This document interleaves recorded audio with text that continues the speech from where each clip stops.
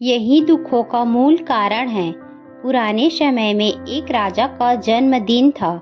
जब वह सुबह जागा तो उसने खुद को ये वचन दिया कि वह आज किसी एक व्यक्ति को पूरी तरह खुश और संतुष्ट करेगा।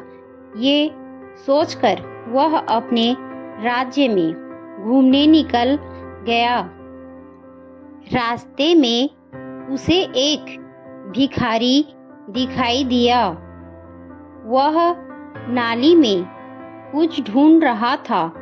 राजा ने उससे पूछा कि क्या कोई कीमती चीज खो गई है। भिखारी ने कहा कि मेरा तांबे का एक सिक्का नाली में गिर गया है, वही ढूंढ रहा हूँ। राजा ने उसे चांदी का एक सिक्का दिया और सोचा कि अब ये खुश हो जाएगा। भिखारी ने चांदी का सिक्का लिया और अपने झोले में डाल दिया। वह फिर से नाली में तांबे का सिक्का खोजने लगा। राजा ने सोचा कि शायद ये बहुत गरीब है। उसे फिर बुलाया और इस बार सोने का सिक्का दिया। भिखारी ने सोने का सिक्का देखकर राजा को बहुत धन्यवाद दिया।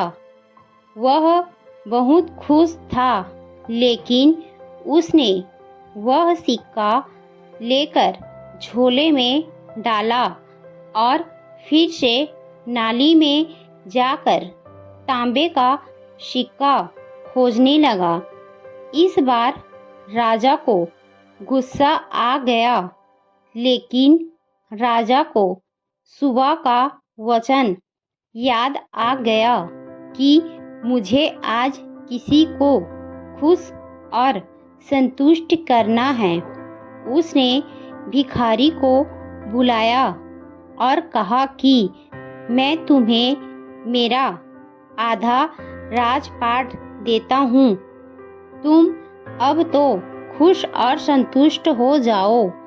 भिखारी बोला कि राजन, मैं तो तभी खुश और संतुष्ट हो सकूँगा जब मुझे मेरा तांबे का सिक्का वापस मिल जाएगा।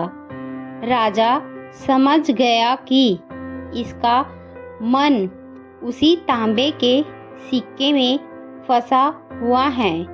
उसने सैनिकों को बुलवाया और उसका सिक्का खोजने का आदेश दिया। सैनिकों ने कुछ ही देर में वह सिक्का खोजकर भिखारी को दे दिया। सिक्का पाकर भिखारी खुश और संतुष्ट हो गया। सीख। इस कथा की सीख यही है कि अधिकतर लोग उन चीज़ों को पाने में लगे रहते हैं जो उनके पास नहीं है। जो चीज़ें पास हैं उनकी ओर ध्यान नहीं देते हैं। यही दुखों का मूल कारण है। इससे बचना चाहिए।